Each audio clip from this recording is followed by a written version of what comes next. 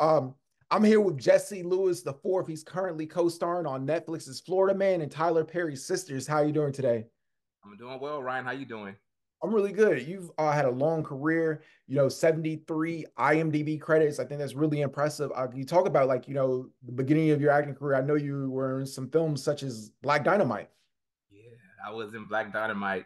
Actually, that was one of my favorite projects. Work with Michael Jai White, Chris Spencer, Tommy Davidson. I mean, you name it. Anybody that was a black comedian, that was anybody was in that film. And so I was blessed to just come in and learn from the best. And it was a really great experience for me. It's funny enough, I wasn't playing LGBT type characters back then.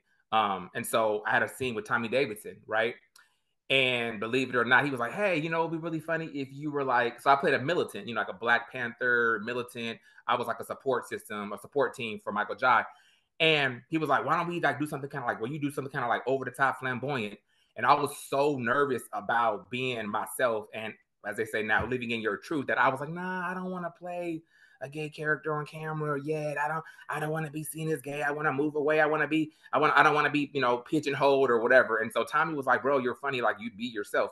And I was like, nah. And so to this day, because the scene got cut, because it wasn't good, because I didn't give it my all. I regret that I did not take Tommy Davidson's advice, who was an icon in comedy, right? And let him like kind of steer me in the right direction. Because I feel like if I had done that, I would have been seen a little differently. I just kind of played it safe. And so that's one of those things that I go back and I'm like, damn, I wish I would have listened to him and understood what he was saying and got out of my own way. But you take time in television and film, and even in your life, you have to figure out what you want to do and how you want to do it.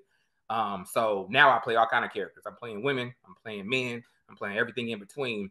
But I really missed out on a great chance to have a great scene with Tommy Davidson, who is a legend.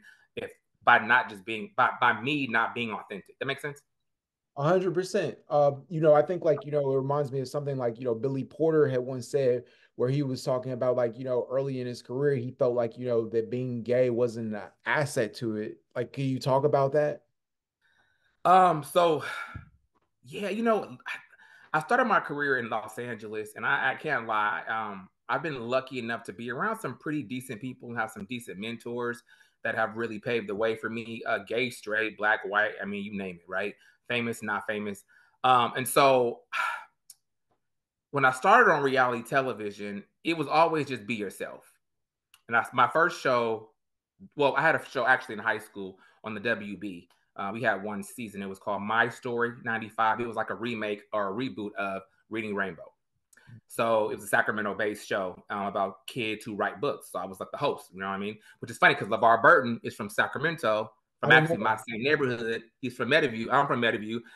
So my first show was actually in high school. I think I was a freshman, and I did a show for WB, only one season. And so yeah, so then moving forward, I went to high school, went to college, graduated, and then moved to LA. So with that being said, fast forward, um, I was around a lot of great people, and so my reality show, they were like, just be yourself. So when I was on VH1, it was America's Most Smartest Model. With I was at 51 Minds. They did Flavor of Love, I Love New York, all those shows, the Ti show. I mean, you name it, they did it right. So they were just like, be yourself. They didn't really want me to talk about anything sexual. They were like, you're funny enough as you are. So they never really pushed me into do anything like gay, straight, bisexual. It was like, just be funny, be yourself, and it'll read well. And so I didn't really address those issues. But as I started to start moving from non-scripted to scripted shows, then it was kind of like, how do people see you? What kind of characters can you portray? Casting directors see you a certain way, producers see you a certain way, script writers, whoever, that you work with, exec producers, all the people, directors. And so it was like, oh, he's gay. Like, let's do it this way. So I kind of got steered and I got asked to play some characters like, hey, would you mind doing this? Are you okay doing that? And I was like, yeah, why not? You know what I mean? And so I kind of moved into the gay genre because I was already gay.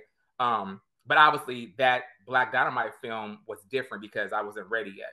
And so by the time I was really working in LA, you know what I mean? And really like going out for roles is when people would see me out and they're like, yo, you're really funny in person. Like even Michael Jai White says, he talks about it when I see him. He's like, bro, I was faded.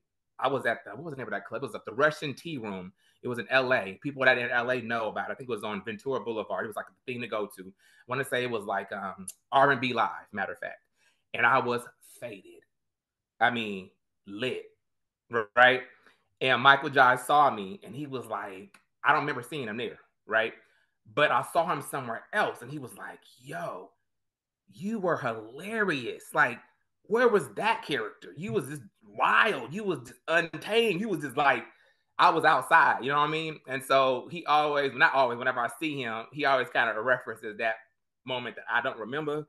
That I was crazy. And so I think as I got more into LA and got more into Hollywood and got more acclimated, I began to like let my personality come out. The real personality, not the one that I was trying to portray, not the one that I felt was going to read better on camera, not the one I thought was going to get me more jobs, but just the one that was like, this is who I am and take it or leave it. And I mean, it's been a process. I'm 42 years old now. I can say that proudly. Happy to be here. And a lot of people didn't make it, so I'm blessed to be here. But blessed to be here, but I'm still learning about myself and I'm still learning. Like I know who I am, but you know, I think we all struggle with the idea of self-identity and who we are. And, you know, and I'm not perfect, you know, and we all have insecurities and I got them, you know. And so for me, it's still a process. It's a process. Most definitely.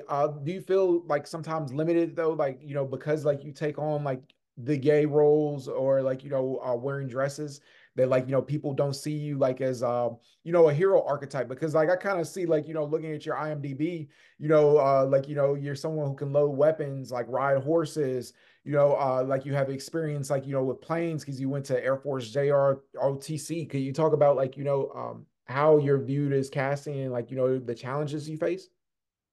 So, you know, funny enough, when I was in LA, it was a lot of LGBT centric characters. And then I moved to Atlanta. Well, I moved to Vegas first and in Atlanta now for Tyler Perry for Sisters and some other shows on BET in 2018, 2019. But Atlanta sees me different. Atlanta, I've gone out for dad roles and khakis with a Subaru, you know, like the real conservative kind of, you know, middle age, uh, father, uncle, teacher, lawyer, doctor. They see me a lot different than LA did, which is surprising. I thought it would be the opposite. I thought I would come here and be like, I'm not masculine enough. I gotta do extra, you know. And no, it was actually the opposite. They see me differently here, and so I've been able to do different things and play different roles that I wasn't really offered in LA at that time. But I think once again, I say this. I say that to say that I think it's all about progression. I think that in LA, I was still kind of finding myself, and I was still new, and I'm still new now. I mean, every day you wake up, you're still right where you started at. I was learning who I was, and I was trying to figure out who I was and what people wanted to hear. And people were in my ear. I didn't even know what was going on. I don't have any family in the business, right? So I'm a newbie. I'm just by myself trying to figure out how to make this thing happen. And I think in LA, I was still searching versus LA versus Atlanta. Pardon me. Now I'm in my 40s. And you know, financially things are different, physically things are different, emotionally things are different, financially, all the things that career-wise, professionally different. So I'm able to kind of like show the other side of who I am. And I think that comes out on camera because that's who I am. I wasn't owning a home when I was in LA. I wasn't, working full-time jobs in a sense. And I wasn't, I'm a grown person now, right? So I'm different. And I think I can play those roles. So I think a part of that is me getting ready for the role. And then a part of that is me showing up as the role and being more confident. And I think because I used to be a little more, I'm not masculine enough in LA. And I was always convinced that I just could play gay roles. I couldn't play anything else. And so for me, I always felt like I wasn't enough.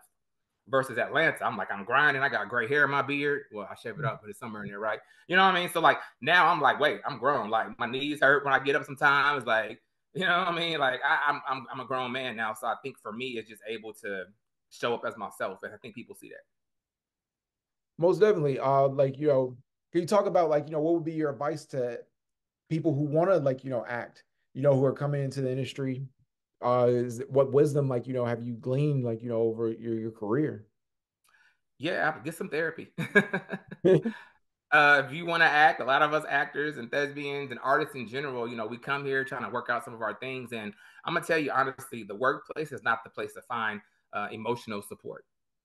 And so if you're coming here looking for validation, looking for fame, looking for wealth to kind of build you up or to kind of take place because your daddy wasn't there, your mama wasn't there, you only had one pair of shoes, when you was in college or high school or fifth grade or whatever, like this ain't the place for that. This is a business. And so I think it's okay to come here and learn, because in the process of the characters, you will pull stuff out that you thought you had dealt with, and you will like, why am I crying? Why is this touching me the way it is? So you're going to tap in regardless, because we really are like tapping into ourselves and finding that character that matches with the script and the director's vision and the network's vision. So honestly, know who you are when you get here, know what you want to do, and have an exit strategy. It doesn't work for everybody. And I don't say it's not going to work for them. I'm just saying there should be a plan B. A lot of the greats would tell you they didn't have plan Bs. But the industry has changed now. You know what I mean? You can spend 20 years, 30 years and not book anything, unfortunately. So I feel like you should always have something else there because it makes you a better actor. When I was in LA and I didn't have rent and I didn't have dog food or money for dog food, I wasn't my best self as an actor because I was thinking in my head about this check ain't enough. This check ain't. I remember I did Modern Family once. I drove all the way to, what was it? Cheeseboro, what is that? I've been gone so long from LA. What is that? Agora Hills, right? Or Malibu Canyon. And we filmed out there at Modern Family. And I remember I was at the crafty service table with Sofia Vergara. And I remember I'm like, man, she's so wealthy. Like she's popping. She's the highest paid actor on television. I'm in this 2005 or whatever it was, Volkswagen Passat. I have no gas to get home. I literally drove there and knew didn't have enough gas to get home. But I knew if I could just get there and just get that check, then in 2 or 3 weeks, I'd be able to be, good because I would get the check and then I'd be able to have some money. But if I didn't make it there, I would still be broke where I'm at, at that time. So I drove there. I'm on set, doing my job in my head the whole time about how broke I am. Go to Crafty. I remember I'm getting a banana or whatever, and Sophia's there, and we spoke, whatever, how you doing? And nobody knows I'm fucking broke. Nobody knows I don't have no money. Nobody knows I'm sitting there like on fumes, and I'm in the Malibu Canyon. That's whatever up in the hills. So we wrapped. I left. I'm driving down the hill, thank God, and I coasted. I ran out of gas, and you had to cross the freeway. And there was a McDonald's here and a gas station. I forgot the street exactly. It's either Agora Hills, Cheeseboro, or one of those canyons. But whatever it was, there was a McDonald's and a gas station. I coasted across the freeway, out of gas, mind you. And by the grace of God, McDonald's was there. So I was able to kind of slide in there and kind of get just out of traffic. And then I had to panhandle. I literally, this is before, mind you, this is before Cash App. We're talking about 2009, 10, maybe, I think, maybe 11. I don't know. When did I have a Volkswagen? It was back, right? It was. So this is before Cash App. This is before Venmo. I think only thing we had was Western Union and MoneyGram, right? Get you to the nearest Walmart, if you will. So there was no way I could get any money, and I didn't have any gas. So mind you, I'm probably from where I live in downtown LA, a good 45 minutes. So if you're on fumes, you ain't going nowhere, right? So I remember I called my homegirl, Cecily Wiggins, at the time was my publicist and my best friend, and I love her to this day. She's in LA still. Cecily, I love you, boo. Thank you. And she said, if you could just get to Sherman Oaks, I got you. But you got to get, there's no way to get the money to you, right? Because there's nothing there. So if you could just get to Sherman Oaks, I'll get you just to get you home, but ain't no way to get you there, right? So I had to panhandle. And I remember sitting there like asking folks for money, and people don't know. I don't know if they did or not that I just left Modern Family filming the episode. Like people don't know that. They just see this black kid in Agora Hills at the McDonald's at like 7 o'clock at night, 8 o'clock at night, asking for dollars. So I was able to get enough money to go across the street, and then somebody bought me a gas can, which is crazy, and get enough gas, like 3 gallons or whatever. Like maybe I got $10 or whatever it was. I had enough to get in the car. And then drive to Sherman Oaks, and then my girl Cecily Wiggins hooked me up and gave me somewhere to get home. But the point is that you do a lot, right? And I refused to work when I was in LA. I thought if I worked, then I was a failure. And so I say all this to say that as an actor, entertainer, you have to find a way to support yourself in the process. And my aunt would always tell me, she would say, Jesse, stop working for free. Get a real job, like get a job that pays money. Acting is real, but you have to find a way to finance the life to go and prepare the art, right? And so long story short, find a way to support yourself, because when you're able to support yourself, you won't find yourself in situations out of desperation because you can't afford your lifestyle that you're trying to afford to audition. So I think people, if you're coming to LA, you're coming to New York, if you're coming to Atlanta, if you're in Kansas or Wyoming or Chicago and you want to come to these major markets in a sense and you want to work, find a way to support yourself so that you can come up to the job and appear as your whole self. Not desperate, not broke, not thirsty, not panhandling for money, not on set, and not present because you think about you have no gas. Yeah. So I think in LA, if I had approached it differently, I probably would have been a little bit nicer, a little more emotionally stable, definitely financially stable, because I think I know that I'd be a different person if I just had my finances together, you know? And so I just encourage people that are taking this on to understand it's a business and that some people make money out the jump, out the gate, and some it takes 20 years or more to make a decent living in this business. So understand that and have the dream, keep the goal, you know, front and center, but understand it's a business first. And if you don't have a way to support yourself, it's going to be a long ass road. Man, that's great advice, Jesse. Congratulations, man, for all the success. Like, and I didn't know, like, the adversity that you went through. I know, like, you're on a show, like, that's coming out soon. We can't do the network, but can you kind of talk about, like, that project? So it's on BET, and it's a really exciting character, and it's a really grounded character, and it's a lot different from what I have been used to and been playing. Not glamorous at all, not over the top, just a very grounded, insightful community figure that people come to when they have questions, come to when they don't know what else to do. In a sense, a pillar, you know, and it's an interesting role to play because sometimes when you play these drag queens and you play transgender, you play different characters, you can be over sexualized. You know, you can come in there as the drag queen with the boa on and the 5-inch heels and do your thing and then get up out of there. But this character allows me to be a human being, and so I appreciate the writer and the director because it allows me a chance to be not a caricature. It allows me to be a person that people can relate to, that people will see and say, you know what, I understand that. I may not understand the aesthetics of the person, but I understand the heart of the person. And so it's a really well written script, and I'm excited about it.